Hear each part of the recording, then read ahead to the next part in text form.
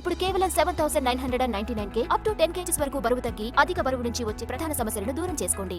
రాజమౌళి కంటే ముందే visual effects ని పరిచయం చేసిన ఘనత శంకర్కే దక్కుతుంది. ఆలోచింపచేసే కథలు తీసి తనదైన ముద్ర వేశాడు దర్శకుడు. ఇప్పుడు ఎక్కువగా వినిపిస్తున్న సినిమాటిక్ యూనివర్స్ ని 2008లోనే తీయాలనుకున్నాడు శంకర్. మరి దీనికి ఎవరు బ్రేక్ లేశారు? Watch the story.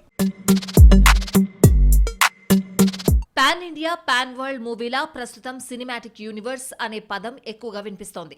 Oh cinema కథను పాత్రను మరో మూవీలో కొనసాగించడాన్ని యూనివర్స్ అంటారు. హాలీవుడ్లో మొదలైన ఈ ట్రెండ్ను సౌత్కు పరిచయం చేసిన క్రెడిట్ లోకేష్ కనగరాజ్కు చెందుతుంది. ఖైదీ, విక్రమ్, లియో సినిమాలు ఈ కోవకు చెందినవే. శంకర్ ప్రస్తుతం జూలై 12 భారతీయుడు 2 ప్రమోషన్లో బిజీగా ఉన్నాడు. మాటల్లో సినిమా యూనివర్స్ టాపిక్ వస్తే శంకర్ స్పందించాడు.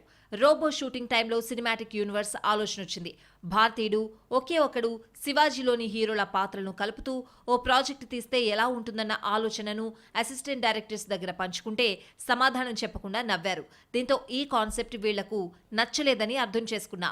ఇదే థాట్ ను ఫ్రెండ్స్, ఫ్యామిలీ మెంబర్స్ తో చెప్తే వాళ్ల నుంచి కూడా సరైన రెస్పాన్స్ రాలేదని, దీంతో సినిమాటిక్ యూనివర్స్ ఆలోచన మానుకున్నానని అన్నారు శంకర్. భారతీయుడు, ఒకే ఒక్కడు, శివాజీ ఈ 3 సినిమాలు సమకాలీన రాజకీయ పరిస్థితులపై ప్రభావం చూపాయి. భారతీయుడు లంచగొండితనంపై, ఒకే ఒక్కడు, శివాజీ హీరోలు రాజకీయ వ్యవస్థపై పోరాటం చేశారు.